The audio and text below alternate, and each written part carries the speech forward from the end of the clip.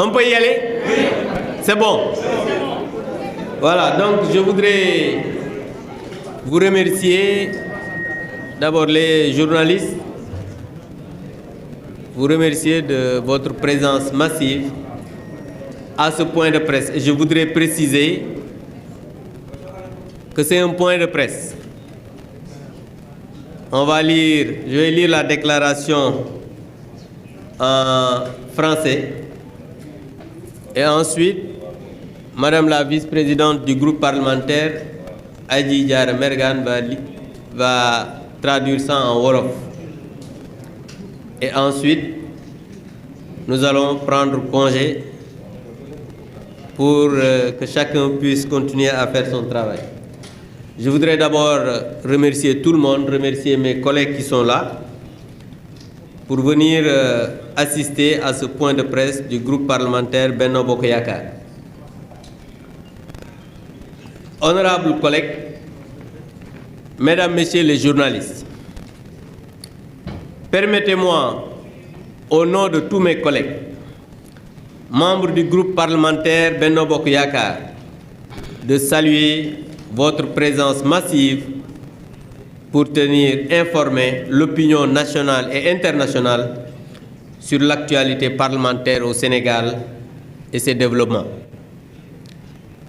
Nos collègues du groupe parlementaire Yewwi Askan Wi ont cru devoir se substituer au Premier ministre en violant honteusement le principe sacro-saint de la séparation des pouvoirs, exhortant ce dernier, c'est-à-dire le Premier ministre, de ne pas satisfaire son obligation de faire sa déclaration de politique générale, moment important de débat démocratique conformément à l'article 55 de notre charte fondamentale, c'est-à-dire la Constitution, socle de l'éthique et la courtoisie républicaine dans les relations entre l'institution parlementaire et le gouvernement.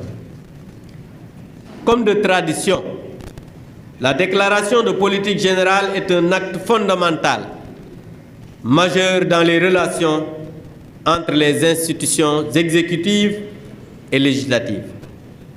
Elle permet au chef du gouvernement nouvellement nommé de venir présenter à l'Assemblée nationale, incarnation de la souveraineté du peuple, son programme de gouvernement ainsi que ses priorités.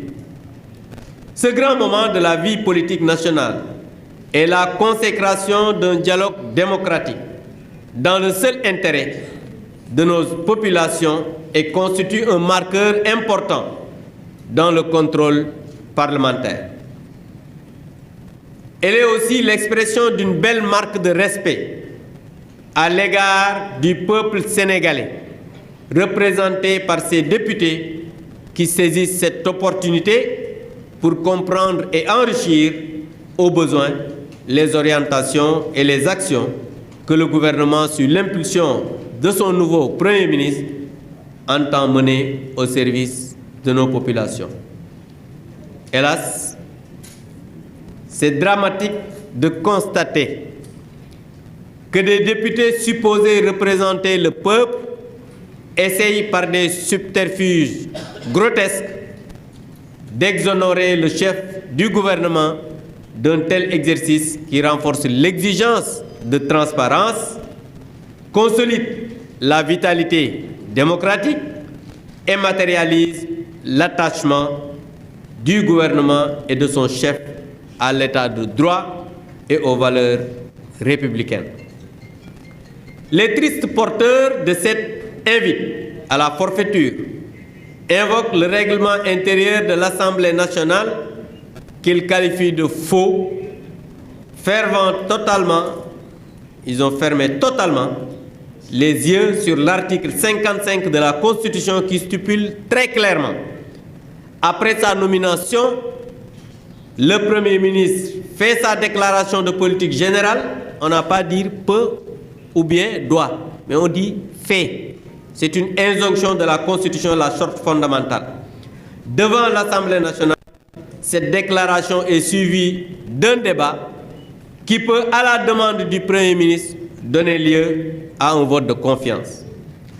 Le prétexte d'un faux règlement intérieur ou d'un vide juridique sur les délais de la déclaration de politique générale est simplement fallacieux et indéfendable pour des raisons ci-après que je vais énumérer. D'abord, la disposition constitutionnelle s'impose au Premier ministre, obligatoire. En l'absence de délai exprès, c'est le délai raisonnable, meilleur délai, qui s'applique.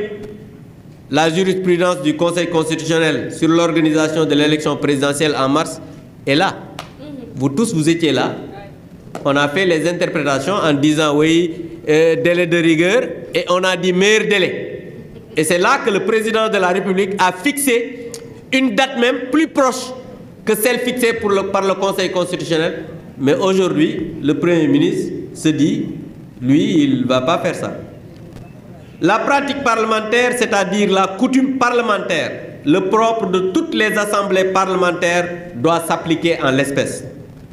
Les députés de Yewwi Askan Wi ont assisté à la DPG de l'ex-premier ministre Amadou Ba sans aucune réserve. Celui-ci avait même été invité par lettre de procéder à sa DPG. Le 2 décembre 2022, l'actuel ministre de l'Éducation, Abdourahmane Diouf, avait écrit, de l'enseignement supérieur, avait écrit une lettre pour inviter que le Premier ministre puisse venir à l'Assemblée nationale. Donc vous avez fait, Dieu, il est juste.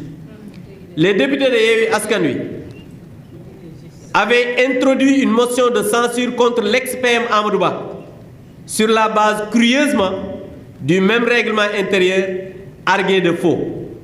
On peut considérer qu'ils ont fait donc usage de faux. Au regard de ce qui précède, les textes constitutionnels et leurs dérivés doivent toujours s'interpréter dans le sens du renforcement de la démocratie et de la courtoisie républicaine en abhorrant tout esprit de malice et de mauvaise foi.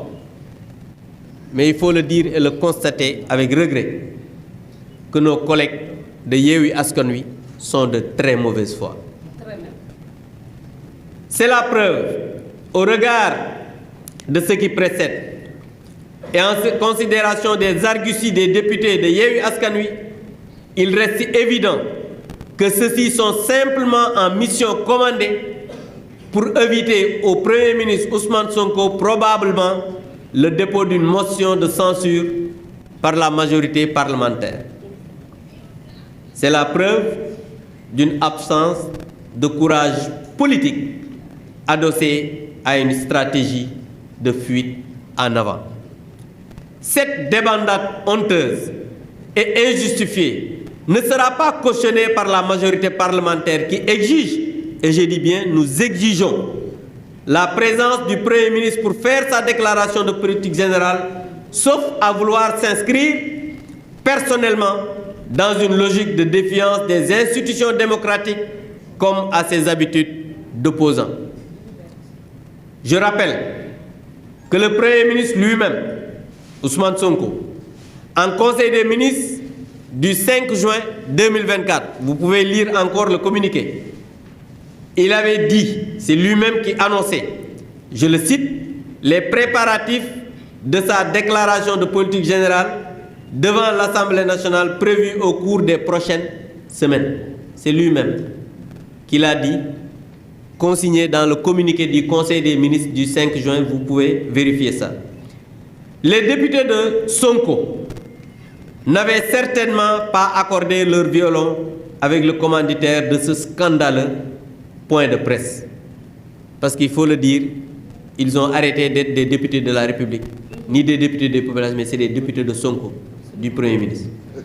En tout état de cause, les députés du Sénégal que nous sommes, en adéquation avec tous les autres collègues avec qui nous partageons les valeurs démocratiques et républicaines, prenons l'opinion nationale et internationale à témoin en rappelant solennellement à M. Ousmane Sonko son obligation de respecter son devoir constitutionnel de se présenter courageusement devant les représentants du peuple pour décliner sa déclaration de politique générale.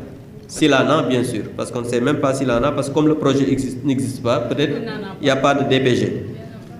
Que nous, députés du Sénégal, considéreront toute dérobade comme une forfaiture et en tireront toutes les conséquences de droit.